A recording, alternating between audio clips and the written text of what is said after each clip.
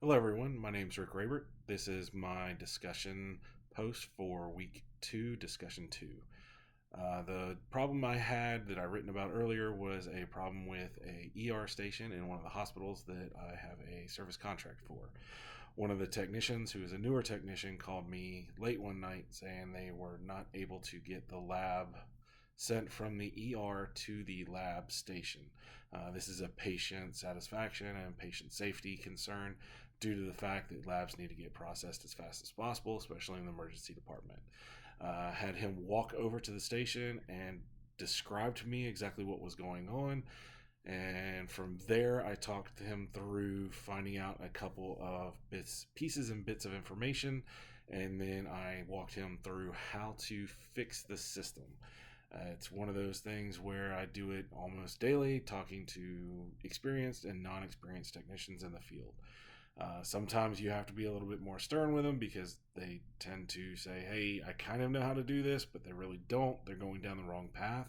And then the ones that I normally know, we joke around a lot when we're on the phone as he's trying to figure out what it is. We're kind of jovial back and forth. It's just one of those things. You need to know who you're talking to.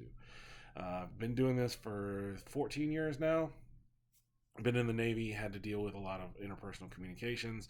Nonverbal and verbal skills are very important in the military as well as field service because I need to be able to convey something very quickly and let them know, hey, I'm kind of serious when I'm talking about this. A lot of inflection points, especially when I'm training, I try and make it funny and use different hand signals. And, I have a tube and I'm like, this is my baby. She needs to go from here to there and then come back. So the paraverbal and nonverbal communication is very important, especially when you're trying to put out very dry training. A lot of people start to get tired and kind of their mind wanders off while you're trying to show them how to use the system, especially when we convert it from one to another. It's kind of a a learned skill that I've done where I know I can read the room and kind of figure out, hey, I can be kind of funny with it, or I need to be more serious with it and get animated or non-animated. I mean, there was one time I took a carrier and shook it up with water in it and I'm like, look, you can make margaritas in it because it won't leak. So it's one of those things. Back to the problem with the technician. After I walked him through, he took some pictures. We FaceTimed. I used all the available technology I could to figure out exactly what was wrong. They didn't have the part they needed, so I helped them get a temporary fix installed so that they could use the station.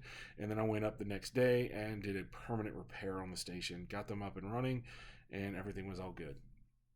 From there, I had to talk to the managers of the engineering department so that they understood exactly what happened, how it happened, and how they can prevent it in the future, especially on a skeleton shift when the nurses aren't there to actually have the manpower to run it when the system is down. So most of the time I get phone calls on the weekends when it's really skeleton shift and they really need something fixed in a hurry. And a lot of times I'll log on to my computer or FaceTime or work with them over the phone so that they know exactly what to do, when to do it, how to do it, and I'm not having them create problems on top of problems. I have had that happen with some hospitals, and it gets really frustrating because then I got to go in the next day, and it's really hard to go, okay, what was the first issue? What was the second issue? What was the third issue? And on and on and on.